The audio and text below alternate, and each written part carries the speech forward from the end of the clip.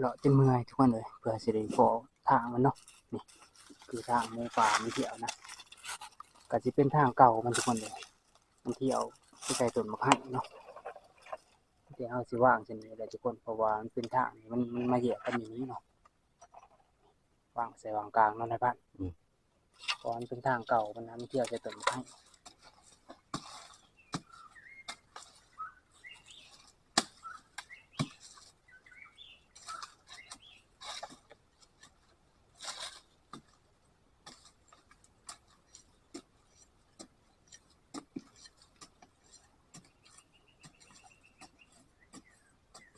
ตอนนี้เพราะว่าสิมาใส่แค่ฝนหั่น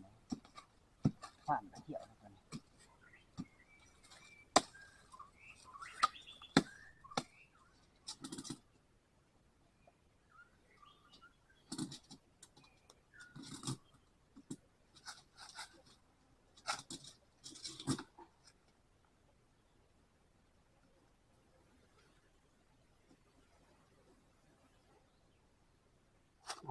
ตอนนี้ก็ใส่แล้วทุกคนเลยใส่ได้ลังหนึ่งนะ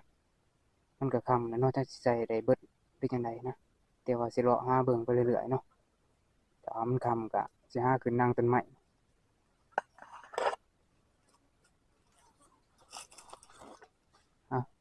ตอนนี้เราก็ใส่เป็นลังที่2แล้วนะทุกคนเราก็สิใส่เลาะตามหิมน้ำนี่แหละเนาะเพราะว่าช่วงนี้ก็น้ำก็สิหายากแน่เนาะมีแต่ทรายห้องสิมีน้ำมีสุดทรายเลยนะห้องนี่ก็พู้นแหละจนไปฮอดเถียงนาเฮาพู้นเนาะไปต่อทุกคนบัดนี้จักสิได้ขึ้นนั่งต้นไม้หรือบ่นะนี่ก็ค่ำแล้วเนาะเพราะว่าหาบ่อนนั่งก็ยาก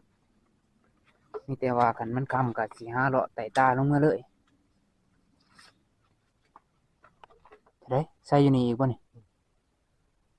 ป๊าทุกคนเลยทางเนาะ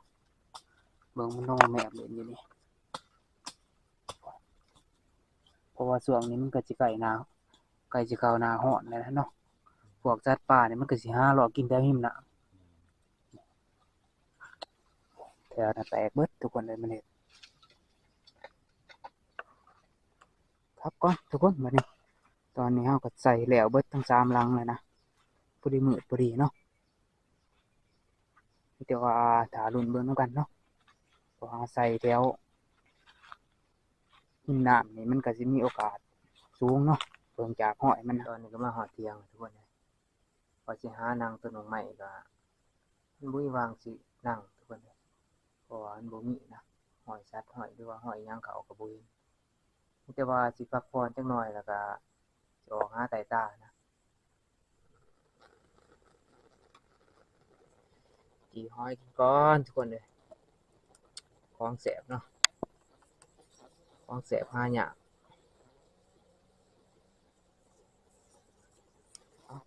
ไปต่อทุกคนเลยบัดนี้จักสิมานหยังเนาะไปออกหาไต่ตานะคือว่าขึ้นมาก็เป็นคืนที่3แล้วเนาะขึ้นมาก็บ่ทันได้มานอิหยังทุกคนเลยเพราะว่าแนวกินนี่ก็ค่อนข้างสิหายากนะฤดูนี้เนาะมีแต่ว่าสิเลาะเบิ่งเลาะไปเรื่อยๆแหละทุกคนเลยผ่านหม้องก็จักไปทางไหนเพิ่นก็ไปทางเพิ่นไปผู้เดียวเพิ่นเฮาก็สิย่างกลับพานทองนะไปมื้อคืนนี่ก็บ่มานอิหยังทุกคนเลยเลาะจนเมื่อยกับพานทองเนาะมีแต่ว่าสิหากาเกียมหนึ่งข้าวท่าทีมงานทุกคนเลยทีมงานเฮาก็ออกไปหาลัดเจ้าแหน่แล้วก็ไปต่อไก่แหน่เนาะมื้อนี้ก็ถือว่าสิได้ย้ายทับนะทุกคนย้ายลงไปทางพู้นแหละทางเสนวนพู้นเนาะเพราะว่าแถวนี้ก็ถือว่าหากินยากหลายทุกคนเลยขึ้นมา2คืน3คืนยังบ่ได้อิหยังเลยมีแต่ว่าสิย้ายทับลงไปหาปลาแหน่เนาะแต่ว่ามันมานนะมีแต่ว่าไปติดตามเบิ่งนำกันทุกคนเลย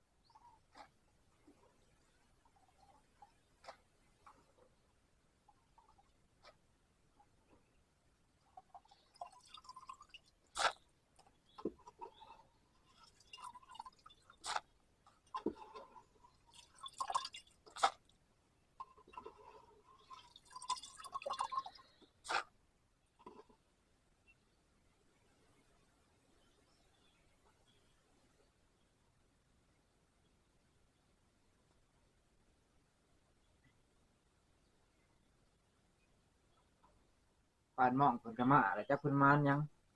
จักหน่อยจังสิไปสำรวจเพิ่น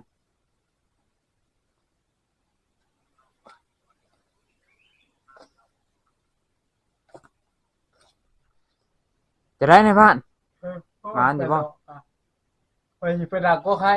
เท่าเดียวก็ไปนั่ง เท่าใด นี่แหละไปใหญ่กลางเทียง อ๋อ ยิ่งนกตัวบาทหนึง ใช้เลยนก นกเป่า ได้บ่เลย ได้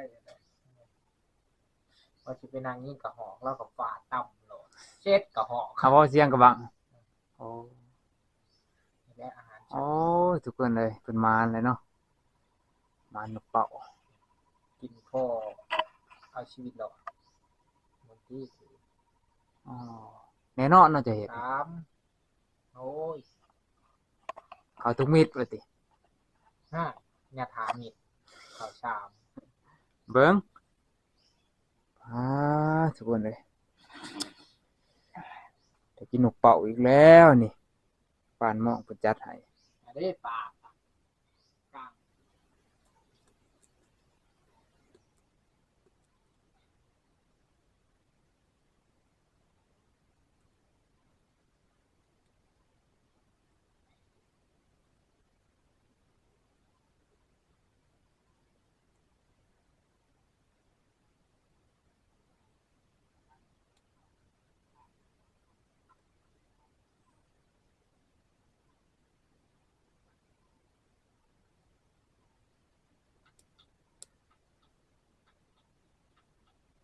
มีแต่ว่าสิปิ้งท่าทีมงานเนาะเพราะว่าทีมงานเฮายังมาบ่ทันได้ครบทุกคนเลย มากินไก่ทอดทอดเป็นอร่อย โอ้ยมันเป็นมันเลย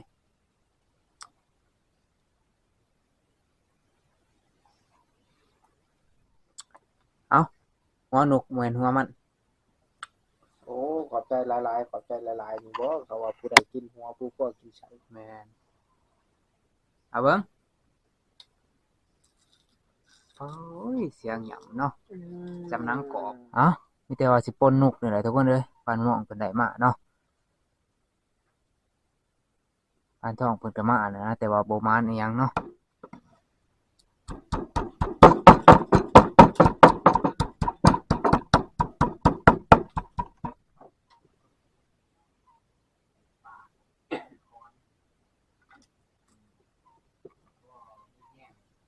ต่อมือต่อไป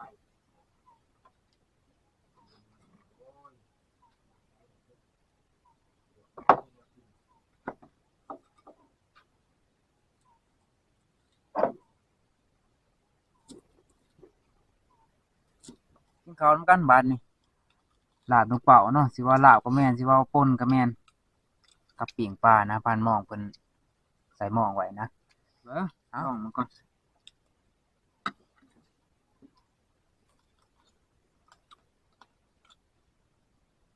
เป็นจังได๋วะบ่พอหยังในบ้าน พอดีแล้ว ย่านแต่บ่พอกินเนาะ อืม มีแต่ว่าใส่ข้าวหลายๆเด้อใส่คำใหญ่ๆเดินทางต่อทุกคนเลยพุ่นแหละลงเซนวนพุ่นแหละเนาะมีแต่ว่าเฮาสิไปก็สิพักอยู่ทำพลังคืนหนึงอยากสิได้ลงเซนวนนะเพราะว่าอยู่นี่ก็คือทุกคนเห็นนั่นแหละเนาะการหากินหาอยากนี่ก็ยากหลายทุกคนเลยเพื่อสิได้เนาะมีแต่ว่าสิย้ายลงเซเพื่อว่าสิลงไปหาปลาแน่เนาะเพื่อว่ามันมานนะไปตอนแดดๆเลยทุกคนเลยโอ้ยยางมาพอกล้วยเบาทุกคนเลยนี่เนาะนี่ก็คือกล้วยเบานะถ้าเฮาเบิ่งรอบๆมันนี่บ่มีหูนี่ก็แม่นว่ามันบ่ทันเอาออกนะมันน่าสิมีตัวอ่อนอยู่ทางในเนาะ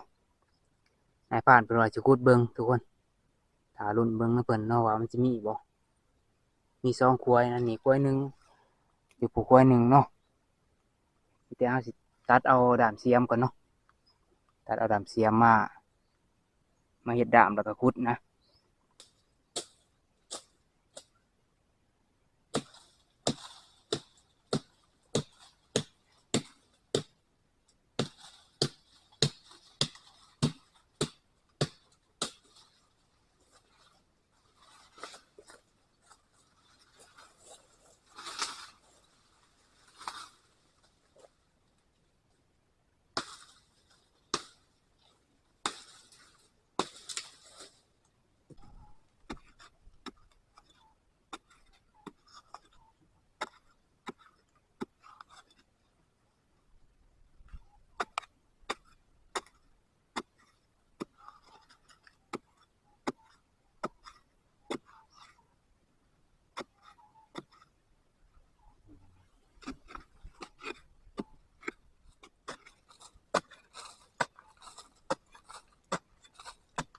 ม่นผู้มันได้แดง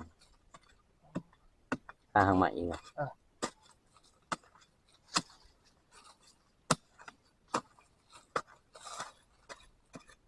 ปกติ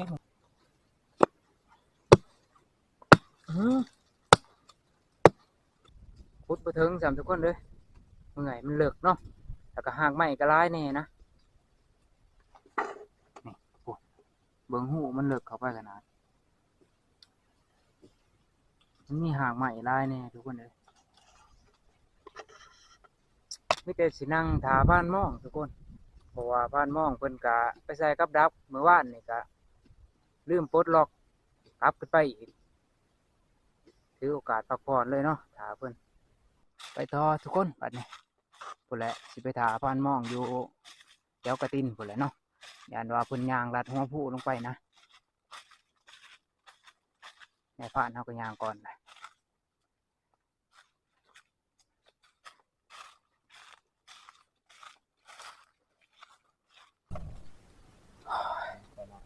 เมื่อยทุกคนเลย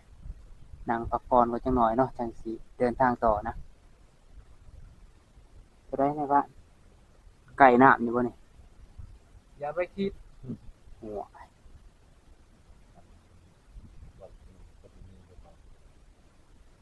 นอยู่แน่นี่ก็หายขึ้นมากก็ดีที่เนาะทางยาทุกคนมาเดินทางตอนนี้กำลังบ่ายโมงนะโอ้ยแดดขนาดทุกคนเลยอยากน้ำก็พออยากน้ำบัดนี้หมดแล้วมุ่งหน้าไปทับพลังก่อนไปหาแรงน้ำนิดก่อนทุกคนเลยเหนื่อยนะตอนนี้ก็มาหอที่พักทุกคนเลยจุดที่บอลว่ามันสิมีสัญญาณเนาะในค่ำคืนนี้เฮาก็สิพักอยู่นี่แหละสิว่าที่พักก็แม่นหรือว่าออฟฟิศหน่อยนะเบิ่งทีมงานเฮาก็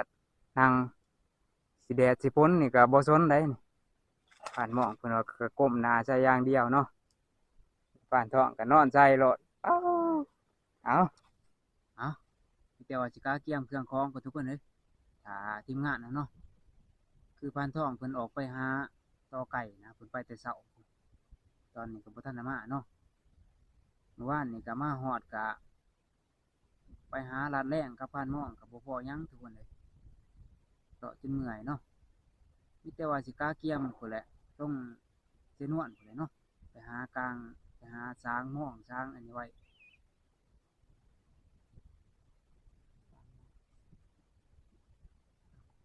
ผ่านทองก็มาเลยนะทุกคนตอนนี้จากเพิ่นมาหรือจังไดนะ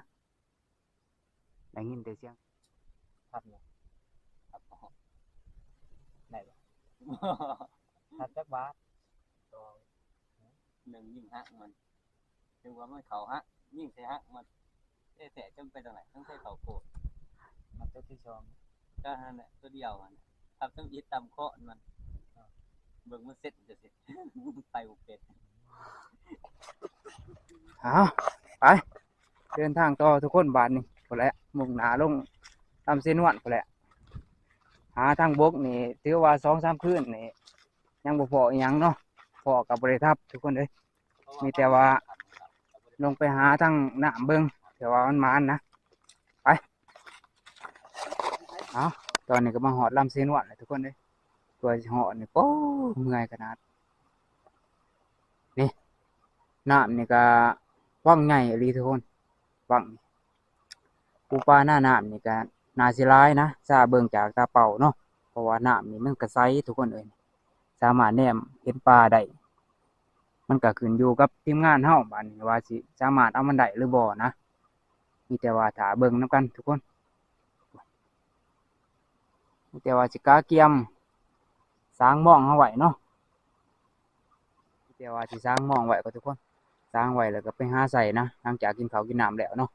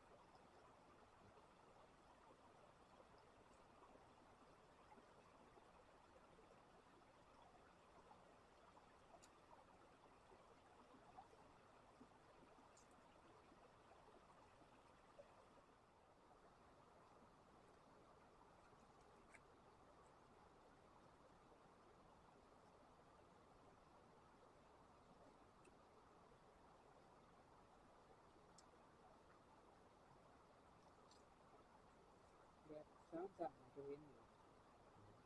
มันเป็นกระสังด้วยแต่มันก็อ่อนมันสิมีแบบที่แบบงามเหมือนกัน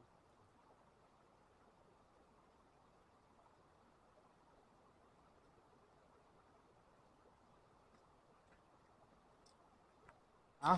หลังจากกินข้าวกินน้ำก็เฮาก็พักผ่อนได้เฮิงเติบทุกคนเลยมีแต่ว่า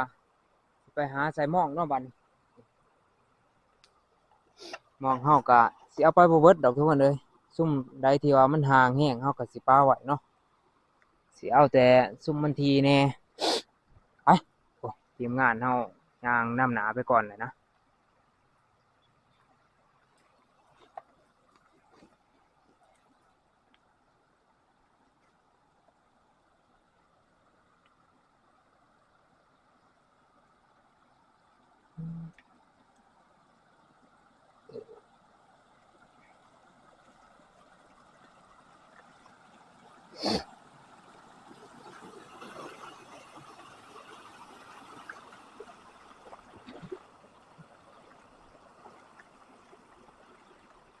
เพื่อสิหาเหือได้ทุกคนเลยโอ้ยพอดี ก็ไฟหูจัง 4 โมงพอดี เนาะ นี่ก็บ่แม่นเหือของทีมงานเฮาดอกเนาะเป็นเหือของทางปาก3นะขอยืมเพิ่นใช้ก่อนเนาะแต่ว่าเจ้าของเพิ่นก็บ่อยู่ดอกมีแต่ว่ายืมเพิ่นไปก่อนกำลังใส่รางแหลกนะทุกคนให้ปานหม้องเพิ่นนี่นะส่วนปานทองเพิ่นก็เป็นคนฝ่ายนะ โอ้เพื่อใหญ่ดี ปากกะลีเนาะเหือ ดี โอ้ย ป้ายกับป้ายคนก็มีแต่คนห้ำบักใหญ่ป้านหม้อแห่งใหญ่คู่หมู่ เอาเลย ตำเลยนะปานหม้องเท่านั้นตำแล้วเท่านั้น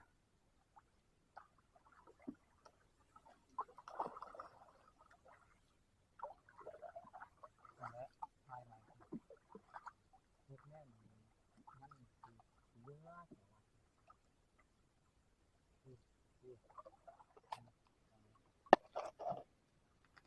ก็ไฟถนน เพราะว่า เพราะว่าก็ไฟถนนดองแค่ถนน ป้ายนี่บ่ ที่ได้ที่เดียวกัน ลองสิพุ่นเนาะ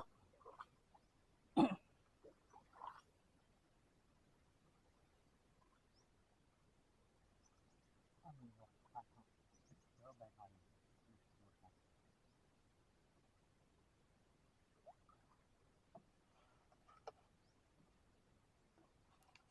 มีแต่หอยหมูมะลิทุกคนเลยตามหิมตะบังนะเอาก็มีที่สิไหลใส่รอกกระตึงเลยเนาะหมอก็ยังเหลือ2หัว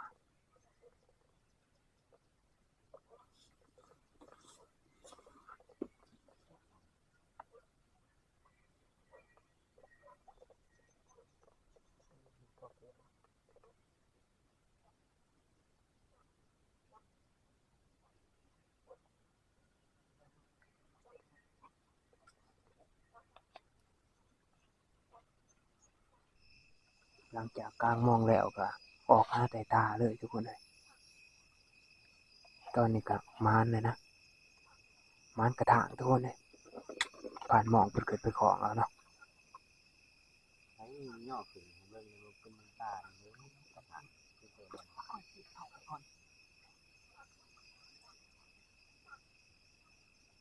ยอดขึ้นสูง อ๋อ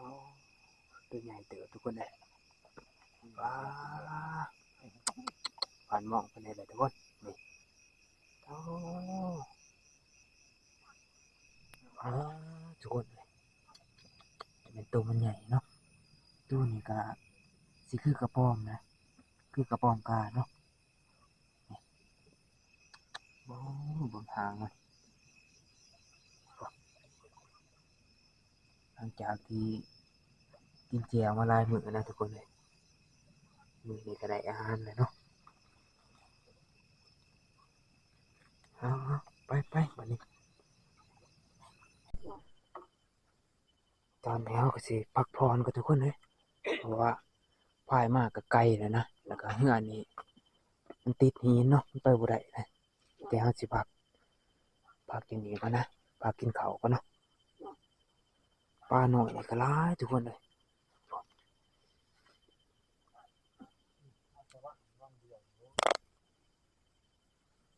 อ๋อเดี๋ยวปิ้งปลาขาเกียมกินข้าวก่อนทุกคนเนาะปลาตองกับปลาขาวนะแล้วก็พักในผ่านเพิ่นต้ม กินบ่ได้ ผัก เนาะ กุ่มจักมันสิเป็นจังได โอ้ บ่เคยจักเทื่อเคยเห็นแต่ว่าเขาคั่นสมเนาะ เขาก็แช่ น้าประกาศนะนี่เราประกาศ พอมีแต่ กินบ่ได้เด้อผมประกาศ นี่ก็เกือบสมบูรณ์แบบเลยทุกคนเลยแนวกินนี่มีแต่ว่า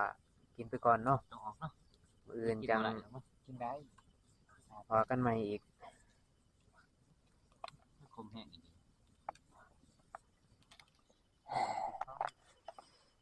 มากินข้าวนำกันทุกคนบัดนี้ปิ้งปลากินข้าวแลงนะเอ้ยเพื่อสิได้กินข้าวแต่ละมื้อนี่เป็น4 ทุ่ม 5 ทุ่มกินข้าวแล้วเฮาก็พักผ่อนหน่อยหนึงเฮาก็สิได้ลองเรือกลับคือเก่าเนาะเพื่อสิฮอดมันก็มาไกลทุกคนเอ้ยนี่แหละปิ้งปลาถือหม้องของนายพรานเพิ่นใส่ไว้แล้วก็ผู้ใดมันถือผู้ดีนะปวดหัวนอนไปทุกคนเด้อบัดนี้พักผ่อนจักหน่อยเดินทางต่อ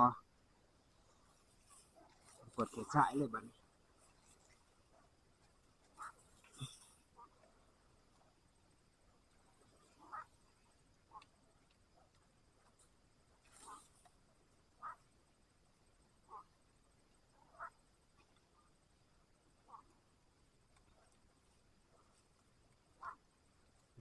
โดนก็ตึงเลยอ้าย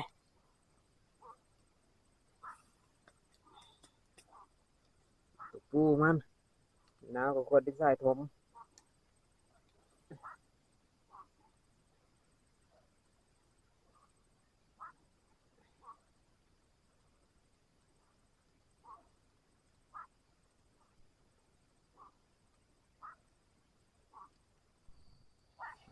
ตอนนี้ก็กาเกียมทุกคนเลยต้มน้ำกินกาแฟแล้วก็เสียเดินทางต่อนะ ใช่สังเกต ตอนนี้ก็ทุ่มสิเที่ยงคืนแหละเพื่อมาฮอดที่พักแล้วเนาะบางเทื่อก็สิแจ้งเลย นี่บอก กินกาแฟก่อนทุกคนวันผู้ที่เต็มจอกเลยนี่แก้วกาแฟเนาะบ่แม่นบังไผเอาเว้ย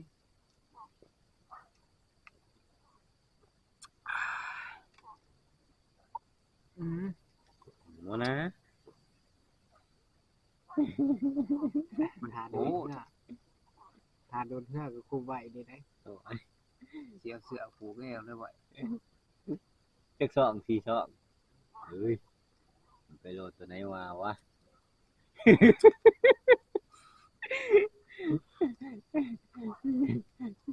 เห็นนี่โอ้ยอุ้ยกว่าสิคาดถ่ายคือต่ำลงเลย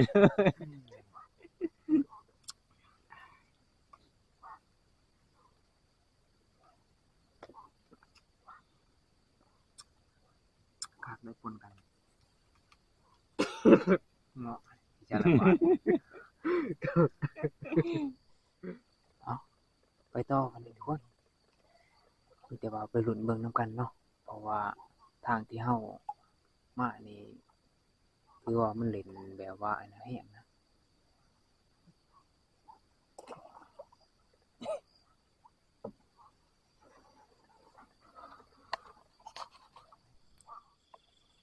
พอกระทางนี่แหละทุกคนพอเป็นตัวที่2แล้วนะบ้านมองเพิ่นกำลังสิของเอา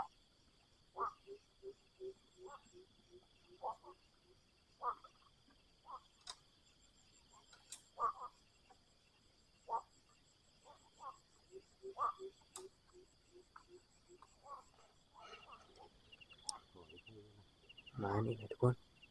หมานกระถางนะตัวที่2เนาะโอ้ยตัวนี้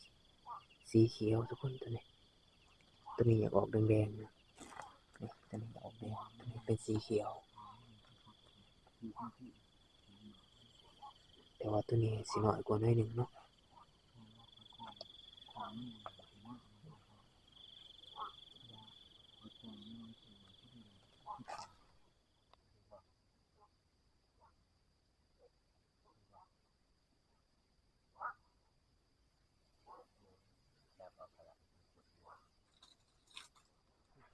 เอาตอนนี้ก็มาฮอดถ้ำแล้วทุกคนเอ้ยพอดีตี3พอดีเนาะบ่มานอิหยังทุกคนเอ้ยพอแต่กระถาง3ตัวเนาะได้แต่กระถาง3ตัวนะยามเบิ่งม่องก็เฟ้ออยู่ทุกคนเฟ้อหลายอยู่แต่ว่าเราก็เอามาบ่หลายเนาะเอามาส่ำพอได้กินตอนเช้านะมีแต่ว่าถ้าไปลุ้นเบิ่งอีกมื้อเช้าเอ้าคลิปนี้ก็สิปิดไว้เพียงส่ำนี้แหละทุกคนเอ้ยมีแต่ว่าไปติดตามคลิปหน้าเนาะ